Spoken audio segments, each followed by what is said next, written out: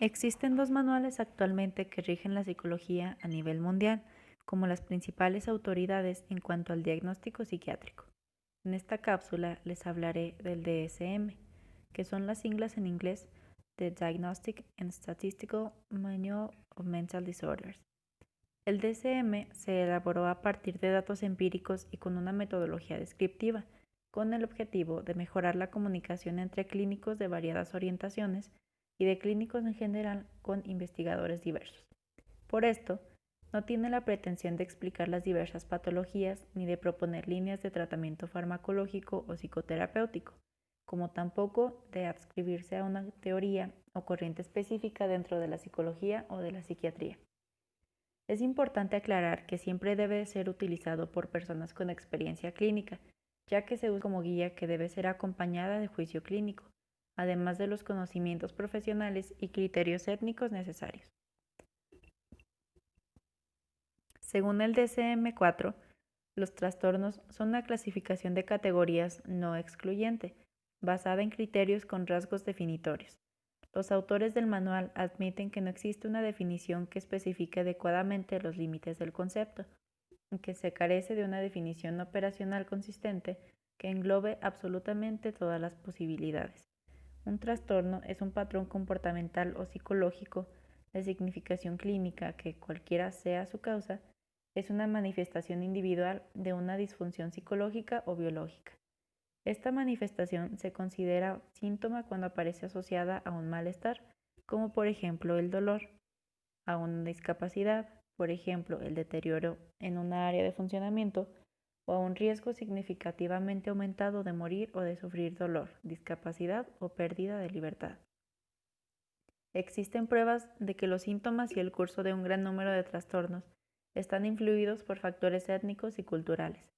No hay que olvidar que la categoría diagnóstica es solo el primer paso para el adecuado plan terapéutico, el cual necesita más información que la requerida para el diagnóstico. En 1952 surge la primera edición, el DSM-1.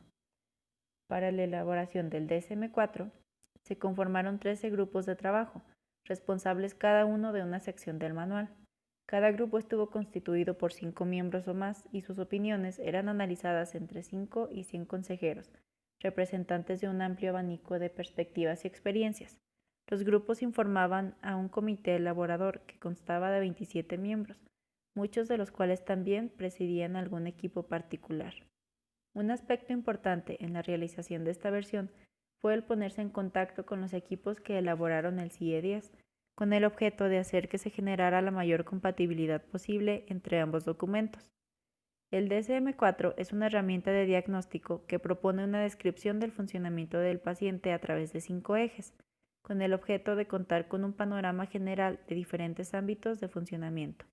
Eje 1. Se describe el trastorno o trastornos psiquiátricos principales o sintomatología presente si no configura ningún trastorno, por ejemplo, trastorno depresivo, demencia, dependencia de sustancias, esquizofrenia, fobia social, fobias específicas, hipocondrías, etc. Eje 2.